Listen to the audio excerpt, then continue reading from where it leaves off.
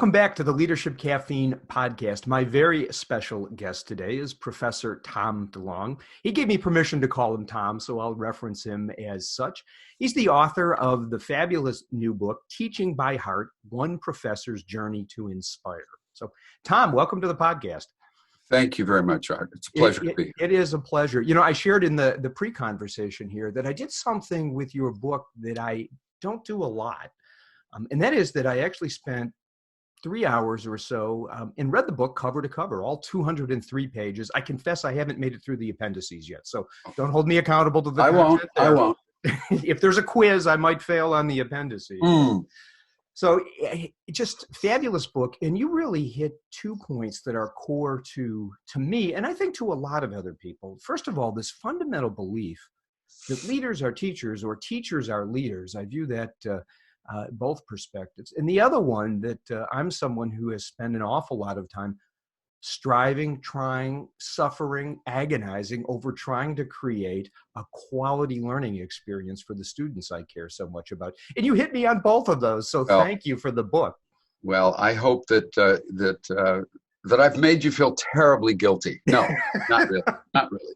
You helped me understand a lot about myself. And although, again, your experience at the Harvard Business School and your 20,000 MBA students and what have you makes mine pale in comparison. But in a small scale, I can relate to the agonizing that I go through in prep for class and I've told my wife many times, the number of times I teach in downtown Chicago, the number of times I've walked from the university to the train feeling like I failed my students are too many to count, yet it galvanized me to go back and try to be better the next time. Yeah, absolutely. And I do think one of the patterns that emerged and one of the themes for me, by the way, I think it's central for teachers or leaders to understand what their patterns are. And I feel I've been frustrated my whole life in that I see the world or my behavior as kind of either or. I see it as binary. Either I was highly successful or I was a failure. And it's like I deal on the tens and ones as opposed to in between. And so it causes these these emotional swings inside of me that I think aren't necessarily very healthy. They're particularly not healthy for the people that I'm close to because I expect them to adapt to whatever mood I'm in. In my own words, I might say that pre-class or pre-session, I drive my wife bananas. I think the cat even stays away from me. So there's no question. I mean, I suppose it's maybe the understatement. Anyone who reads the book will know this. Teaching is really important to you. Why? Because I sat in a course as in an elementary school as a seventh grader, and I found myself tearing up as my teacher told me a story about history. And I actually began to think in a meta processing then by saying, why do I feel this way? Why do I feel this way? And then it just continued. And then in graduate school at BYU, I was the teaching assistant for a guy named Stephen Covey. Oh, wow. And I'd sit there and I'd go, how does he do that? How does he make individuals feel different about themselves? And so why it's important to me is that when I want students, when they leave the class, not to be thinking about what I think about Tom DeLong. I want people to be thinking about what do I feel about him and this experience and this opportunity I had with 90 other students to breathe the same air and to be in alignment with everyone for that short amount of time. What a great objective. You know, I would describe mine in less eloquent terms. Maybe it's the Chicago in me. My goal is to leave the students with their brains boiling with excitement and energy about the ideas, about the potential to change and make a difference from the ideas, to apply them in their own way. That drives me in the teaching environment, no doubt about it. Well, it's exactly what I want to be about. And I must also say is that I think the time as a teacher, I think it's sacred time. And I think interactions with other human beings should be seen as sacred, particularly in the classroom. I don't think I can waste a minute. I don't think I have an opportunity or should do that. And so, by the way, that creates more apprehension before I get there, Mm-hmm. and more self-evaluation afterwards. Right. But I read at some point in the book that you're driven not only to be the best teacher that you can be, but the best teacher. So there's a competitive component to what you're doing. if I could go back and rewrite the book, Yeah. that would be something that I feel like it's almost, I'm being too vulnerable by saying that. And I do believe that social comparison Mm-hmm. Has helped me, and I think in some ways has hurt me, because I wish that I would have thought more during my career about this whole notion that it's not to be number one. Mm-hmm. And if that's the goal, then does that mean this is a zero-sum game? Right. And so I do believe that, and let me say this again. I think because I have some other insecurities about whether I'm smart as art or so smart as someone, I feel like I've overcompensated in attempting to be the best teacher. Mm-hmm. As a way of, again, as a way of overcompensating for other issues. Yeah, I mean, yet it sounds like just part of that powerful drive that the readers get as they go through they journey through your book. So help us with most of my audience are, managers, leaders. I tend to appeal and draw individuals striving to kind of emerge and climb to that upper rung. So sort of upper mid-level managers. And I actually reference the term emerging leaders all of the time. Help make the connection between teaching and leading, because I found it a powerful part of the book. I know very few managers who, when they get up in the morning, see themselves as teachers. Their identity is something else, but it's not teaching. Managers, and what I believe is the best managers are those who, when they get up in the morning, they say to themselves, what am I going to do to teach others? How am I going to do that? Right. How am I going to honor the dreams of my subordinates by being that guide, that facilitator? Mm-hmm. High need for achievement personalities, and those folks who emerge and end up at the top of the hierarchy. What they're really thinking and feeling is, so what do I need to accomplish today so I feel good about myself at the end of the day? Yeah. And so that's the first piece. It's not, and I'm surprised the disconnect that when I tell leaders, I said, so what did you teach today? They look at me and they're not sure what to write down. And then of course they get a little bit into how they've modeled certain kinds of behaviors. But I say it is the most important responsibility you have, because when you leave here, the legacy will be the kinds of people that are there and that you've created and that you've inspired to be more than they ever dreamed they could be. And you won't do that as an administrator or as a technical expert or as a bully, et cetera, et cetera. So powerfully said. I spent 26 years in varying corporate environments, and I loved my career. I'm grateful for the people who gave me a chance to learn to manage and learn to lead, because I learned on their time.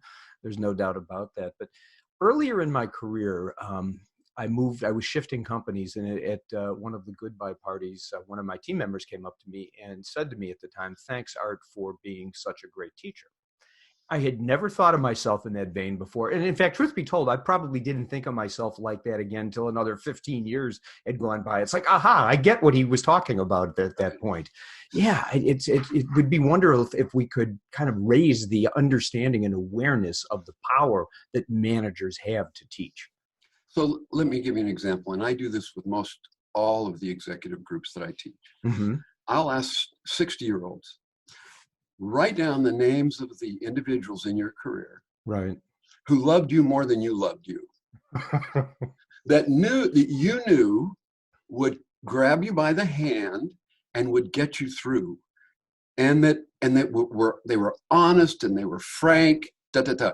So 60-year-olds, they will write down 3, maybe 4, and they actually, when I ask the question, they actually have a visceral reaction.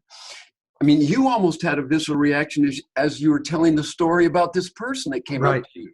Right. So when I ask 40-year-olds, let me skip down 20 years. I asked 40-year-olds, they might be able to write down 1 or 2. When I ask 30-year-olds, they look at me and they say, Professor DeLong, I don't know what you're talking about.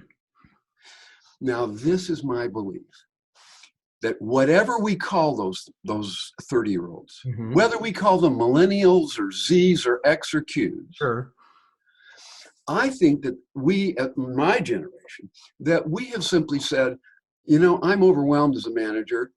And you know what? I think I'm just going to broad brush a whole generation and say, they want to be coddled. They don't want to work hard. They're not committed to the organization. And my view is that the 30-year-olds, those millennials that we criticize, want the same thing that the 60-year-olds received. Oh. They want the same thing. And my worry is that what we've done is no one has come over to Art as a manager and said, here's half the things you do now, I don't want you to do. It's simply been additive since 1990. Right. Yeah. In my case, a lot earlier than that. Right. There you go. Yeah. And so what happens is that I get overwhelmed. The emotion that is evoked by managers is what we call ongoing guilt, because no matter what they do, they feel like they can't do it all. And so they begin to take shortcuts in their relationships. And that's where we can talk about either teaching or leading. But what they do teach is my numbers come first, my relationship with you comes second. And then you get into this pull and this push, and you start to find younger people starting to distance themselves, because what they're thinking and feeling is when I joined, they promised me this. They promised that they'd care about me, and now I don't necessarily believe it, because that's not how I feel inside about this place or about myself. So as I listen to individuals, whether they're in the classroom or the workshop or in a coaching setting, it seems like, particularly the more experienced individuals, they want to teach, they want to develop as good leaders. Yet the system they're operating in, and I don't mean to make this a cop-out, but it's a little bit of my inner Deming being channeled here. The system seems to drive them to be transactional and not to create this deeper covenant type of relationship that you described. Well, when I asked executives, I said, do you communicate vertically or horizontally? They look at me, they go, what do you mean? And I said, well, vertically means is you talk to people. Yeah, you talk down to people. Yeah. And you take directions. Or do you treat every human being with whom you have an interaction as if that's a full and equal partner, whether it's a 4-year-old or an 80-year-old, et cetera, et cetera, et cetera. They don't understand the difference. I mean, they get it. They start to get it.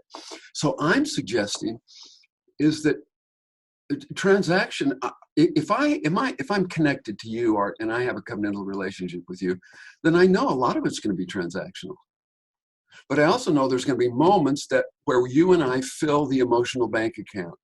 Because I know, based on your behavior, that one, you have faith in me and you care deeply about me, and you care deeply about my growth and development. Yeah, kind of that foundation to fall back upon. So you make the great point in the book that a lot of leaders don't understand this because they've not been teachers, and even a lot of teachers don't understand it because they've not been in the leadership roles outside of the academic environment. Yet you actually bring both to the equation.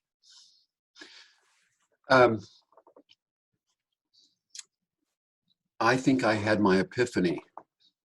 It's interesting. Some of the 27-year-old students come in to me and they say, Professor DeLong, you seem so passionate about what you do. It seems like you know what your purpose is. And I said, well, it's because I'm 65 and you're 27 and I've had all those road miles. And I says, it wasn't until I arrived at the operating committee level at Morgan Stanley. Mm-hmm. I'd been there two or 3 years and I started to feel sad inside. It wasn't a depression, but I went, you know what? I don't think this is me. This is me. And I started to long for teaching. So when I came to the Harvard Business School, mm-hmm. and in my first class, I walked out of that class, I'm 46, and I said to myself, tears are streaming down my face as I'm walking to my office. And I said, this is my purpose. This is my calling. This is the essence of who I am. And it took me to have all of these experiences to zero in on that. And it's hard for 25-year-olds to empathize with that because they're 27 and 28. Just a powerful moment. And sometimes we have to be listening to hear those moments or to recognize that in ourselves. So your interview, but I can't help but share a little anecdote. I had been in corporate for a quarter, have had a great successful career. So we've done very well, very nicely. And I'm really proud of the companies and the market leaders and the strategy that worked and, the successful sale of the businesses. All of that worked fabulous. Yet it was always the teams and the people that I cared about. In a fit of insanity, after being on my own for 5 years, I took another corporate job with a client. And after a couple of years, my CEO, who I care very deeply for, came up to me and said, you've got your superpower all wrong. You think you're really good at strategy and results and market leadership. He goes, yeah, you're okay. You're good at that. But your superpower is what you do to help people do things they never thought possible. That statement, I don't know whether or not it's a superpower, so I can't claim that, but his recognition in that statement was my exact same moment that you described. It still makes me just kind of choke up a little bit thinking about how important it was to hear that. It's like, oh. And it was an oh, by the way. Yeah, it was. It really was, yeah. And I keep thinking, people think that their careers are going to be linear. And then here's an oh, by the way, that again, it registers in your soul and you go, that's truth. And now I need to act on it. Right. So my sincere apologies for sharing my story on your interview here, but it seemed pertinent and I love sharing that story. Absolutely. It's a great story. Of that gift that Dale gave me. So, and I am reading here, the 6 dimensions that you highlight on, and I forget the sublabel, the 6 dimensions of success as a teacher. Yeah. Reassure with content expertise. Know the students, be true to style, know how to create a safe learning environment, get out of your own way and be believable. I could translate that pretty quickly into, the 6 critical factors for leadership success as well. I couldn't agree more. The first is that I put be believable at the end, even, right. And I think it's the most important in that the leadership question now that we're asking students is, and that I ask again, other students, older students. Right. You better be very clear about 3 questions. 1, how do you experience other people? And that has to do about motivation, your belief in other people. Number 2 is how do other people experience you? And students, you better be crystal clear about how other people experience you. And the 3rd is how do others experience themselves when they're with you? That is leadership.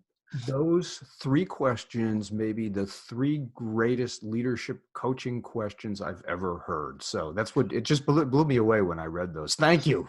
Well, and there's surprises around every corner. I brought a letter, and it's, if you don't mind, it's a very painful letter in that, and if it would take me 30 seconds to read it. Sure, please do. By all means. One of my students wrote me this letter. Professor DeLong, you've always encouraged us to speak truth to power. So this is my effort. When I attend your classes, I find I'm going to get when I attend your class, I find myself anxious and fearful. I'm afraid that you will use your humor to humiliate me or make fun of me in some way. I know you're well known as a great teacher, but I haven't been able to connect with you. I know most students look forward to your course, but you need to know that you can hurt students without even knowing it. Wow. And in art, I can have 100 students tell me I'm marvelous. Right. And then you get this. Thankfully, she signed it. Thankfully, I was able to write her a letter of apology. Mm-hmm. But that is the business in my mind, is what am I going to do to create more of a horizontal relationship with her so that she doesn't see me as this powerful person that's intimidating and that might in some way violate my rule about creating what I call a safe but uncomfortable environment to learn. I love her courage for reaching out. And I know that you highlight on numerous occasions that one negative in spite of the 100 positives is the one that you'll focus on. It's absolutely true. And I mean, we can get into adult development, but there is a small segment of the population. Robert Keegan here at the Ed School writes about it. Excuse me, that says there's a subset of adults that when they get up in the morning, they say to themselves, what do I need to do today to convince as many people possible that I'm awesome, that I've really got my act together? And it's a dangerous game to play because you're all day long, you're actually living outside in. I'm trying to figure out what Art wants to hear. I want to, Sally, whatever. And that's one thing. Number two is exhausting. Oh my God. Because you're not centered. And then the third piece is what I just experienced and you articulated, is that all it takes is one person who doesn't think you're awesome that throws you off center. And then you discount everything else. And then you begin to say, I'm a failure, I'm this, I'm that, I'm that. And then you start to go spiral. We collapse in on ourselves at that point. So yeah, it's really challenging.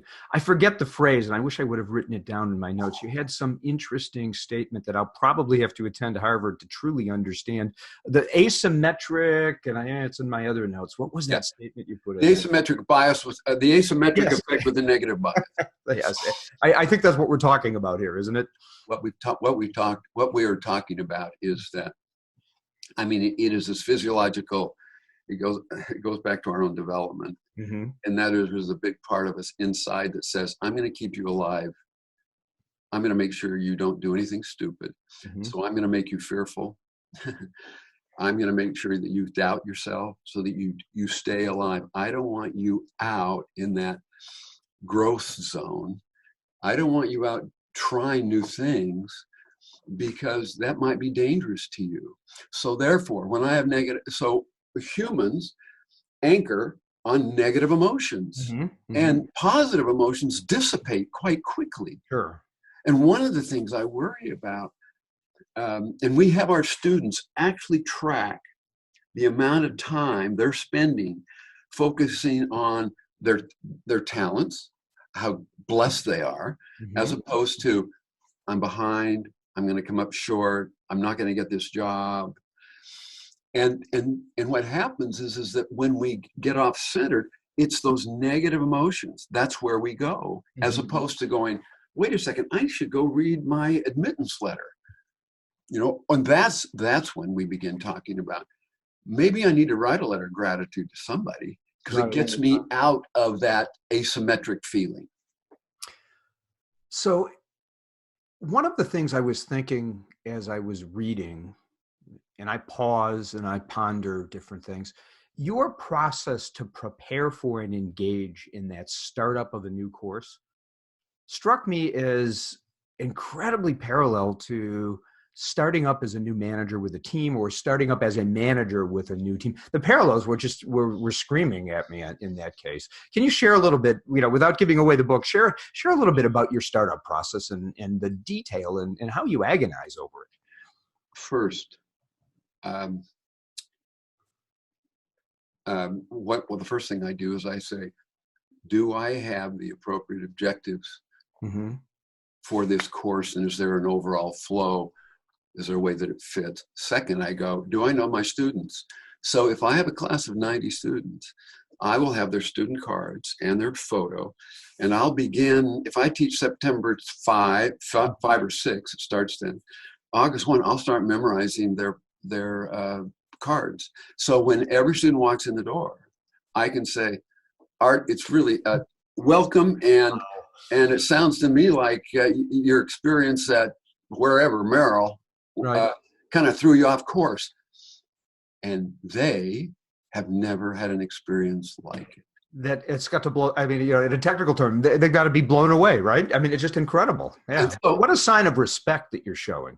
Well, and then when I teach this teach a case, and let's say it's about the Wells Fargo case, I can say, well, Art, you worked at Merrill for 5 years. Can you relate with that? Mm-hmm. And then Betty, you were at Goldman. How do you deal with wealth management from a different perspective? Mm-hmm. And the students go, he cares enough about me to ruin his whole August. And so again, if I have a class of 2 classes of 90, then it causes marital issues, because I've got to focus on 180. And my wife says, you spend more time with those people better than now. I'm yeah, right. Sure. I'm going to quote from your book, because I confess I may have chuckled a little at this. I suppose I can relate to it, and it was in support. So the morning I teach, and it sounds like it's the first session, I won't want to eat or talk to anyone. I think you say something to the effect that you're convinced you never want to teach again, and you will seriously think about retiring or changing professions hours before entering the classroom. That's absolutely true. And even when I try to deceive myself, mm-hmm. and I know that at 8:30 when we begin, after a minute or two, I'll be in it. Mm-hmm. But it's like, how am I going to make it until then? And so that is, this is my view, is that one of my favorite stars is Bruce Springsteen. Okay. I apologize. But no, that's great. In his autobiography. That's great. In his autobiography, somebody asks him, how can you sing Dancing in the Dark 10,000 times? How many ever times you've done it? And he says, it depends whether I'm all in or not. And if I'm all in, then it's like the first time I've taught it. Right. And so when I'm standing in front of a class and I've taught a case maybe 10 times, maybe 20 times, and I look at those faces and I say, I want to have an experience with them. Mm-hmm. And the way I'm going to do that is I'm going to be all in. And that means might be self-conscious. I might even tell the students I'm self-conscious at certain moments, but I'm jumping in. And so whether I've taught for 40 years or not, every morning I'm a grump. Right. And to deal with all that internal commotion. Steer clear of you early in the morning before. That's right, Art. Right, yeah. So how do you know when it's working?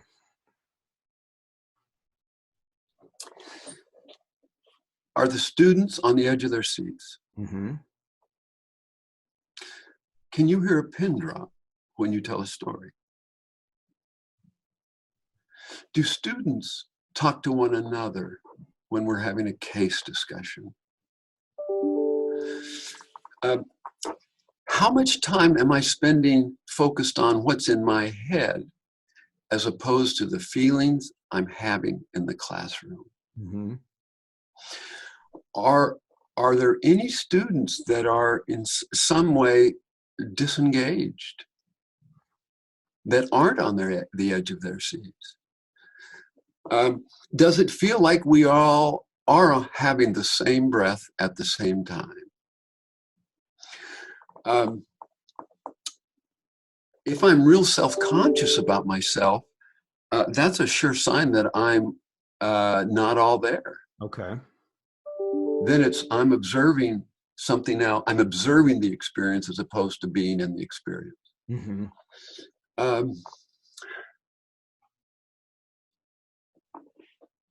I'm interested in how quickly students are packing up their bags before it's time for class to end. I'm interested in how much discussion takes place when the class is over, and do they linger, and do they loiter, Right. and do they talk quietly because they're working on something or they're feeling something. Those are all indicators to me that that we're in a covenantal relationship with one another. Can you, and this is my own experience, I almost can feel when it's working. It's kind of that electricity in the air, right? It's just that energy level and the engagement. And sure, I don't achieve it every class. I suspect you're a million times better at it than I am. But when it works, it feels so good. In fact, I don't even know, for example, when I'm raising my voice or I'm whispering, right. I don't know any of that. In fact, now what I use is I use a microphone, because some of the students have said, Professor DeLong, when you tell stories, you get really, really quiet. And you see these students, they're like this. Part of it is they want to be able to hear. Sure. But sometimes I want to be so into the story that the last thing I'm worried about is me. I'm interested in that story and I'm there with them. So sometimes it goes wrong, much like in managing and leading. In my case, I still cringe about this. There was an individual, we were dealing with what I think what was really compelling content, and the class was mostly good, and this individual was glued to his phone and clearly not in the game. And I stopped and I called him out on it because it was making me bananas. And at that moment in time, I realized that I had made a horrible mistake. I embarrassed him in front of the entire class just because I was annoyed about it. Not only did I lose him, I think I lost some credibility with the class in that moment in time. I don't know that I ever recovered. I tried to. You describe a similar analogous incident in there where you had an individual who made some statement that you vehemently disagreed with. That's correct. How do we recover from those mistakes? Because they hurt to the core when we recognize we make them. The one, there's I think a few in there, but the one I particularly remember is a gentleman with some executives made a comment like, well, you'll never be a good manager unless you can control your wife. Oh, ouch. And so I took the bait. And I saw the women in the class. I could see the number of people were reacting. And I took the bait and said, well, as long as you feel that way, you're not going to be a very good manager. Mm-hmm. And then I said a couple of other things that were inappropriate. And that night I went to where his apartment was, and I knocked on the door, and he wouldn't answer it. Oh. He was what a gesture on your part, though. He was really hurt. And then the next morning in class, I started with it. Mm-hmm. I said, I didn't model very good behavior as a manager yesterday. And I want to apologize because I made you, Bill, feel, I hurt you. And I want to apologize because I intended to hurt you, and that's what was even worse. And the class was so quiet, and I just said we could spend more time on this, but I just wanted to clear the air for everybody. And why don't we continue on with the class? And by the way, I still remember it as if it were yesterday, and so do you. It doesn't matter how many accolades I've ever received or Nope. great evaluations. I feel like a real heel for that moment in time. That moment, yeah. Oh. So a question too that kind of struck me: the case of Joanna in the book, this brilliant young teacher who ultimately, I guess, didn't gain tenure because somebody decided that they didn't like her. What's the lesson we should take away? What could Joanna have basically done, in hindsight, to attempt to mitigate this? Yeah. In hindsight, Joanna earlier in her career could have said, I need more explicit mentoring. Mm-hmm. And let's set up a structure whereby every 2 months I meet with, it might not necessarily be with a person that doesn't like her, but it might be with other individuals who have authority or influence in the organization. They could run some interference. But the dilemma is that once we believe that someone doesn't like us, we come with this hoping for a covenantal relationship, and then it starts to turn into a contractual relationship. And then what Joanna starts to do is Joanna starts to isolate herself. It's the first behavior when we start to feel like we're pulling away from the soul of the bird. Mm-hmm. So she spends more time alone. She spends more time away doing research and creating this distance. Now I could get into structurally why I think the tenure system is problematic and does a disservice to institutions. But that's for another conversation. Sure. It was just, in the comparative example in the corporate environment, these political situations where someone who by all rights should earn a promotion doesn't get it. And I think the Joanna case is really educational for them in that. I love the parallel. Well, and this is something I say in a number of the cases where a manager doesn't act like a manager and be a manager, and the younger person pays the price. Mm-hmm. I often say that as long as senior people, senior managers, senior faculty, as long as we do a lousy job of managing and leading, and younger people pay for our sins, you will never get organizational alignment.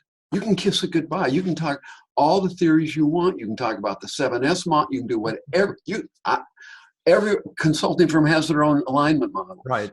But it doesn't matter as long as there's a disparity, a delta between what managers say and how they're experienced and what happens inside of me when I'm with them. Wow. So well said. So I can tell you that a lot of my clients read because I cultivate that in them. I'm going to encourage individuals to use this book, even though there's a teaching focus. Yeah. And they might look at me for a moment funny. It's like, just trust me, please, because when you read this, then we're going to talk about the tie-ins and the implications and the guidance here for those that strive to become those effective managers and effective leaders. So I want to thank you for that incredible resource. And maybe as a way of kind of capping things off, what's your guidance for that manager or leader who really does want to get this right? They're struggling. They've got a lot of pressures. The system maybe in the Deming's fashion is working against them because they're driven for numbers. They're driven for the results at all costs. What's your guidance for them coming out of this book? I want to know why I waited until my oldest daughter was 15 years of age, mm-hmm. before I ever asked her, what could I do to be a better dad? Mm-hmm. Managers have got to put people around them who are truth speakers, that care about them. But my view is that the higher we go in organizations, the more managers seek out feedback that they want to hear when they want to hear it and receive it from the person. So my view is that this is not a solo event. Mm-hmm. This is an experience and a process where through others you can make commitments. You can push others, because trying new behaviors at various ages is scary stuff, and doing it alone, the research has always come back to, if you want to make a change, you need a felt need inside, and you need a respected other. You need feedback around you that will support and love you through the process. What a great way to cap this off. So, Professor Thomas DeLong, the book is One Professor's Journey to Inspire. New book, 2019 by Harvard Business Review Press. This was so fabulous. Thank you. The book is incredible. You're even more incredible. It was an honor to be here with you today. I feel like I have a new friend. Thank you very much. You do indeed. Thank you. Thank you.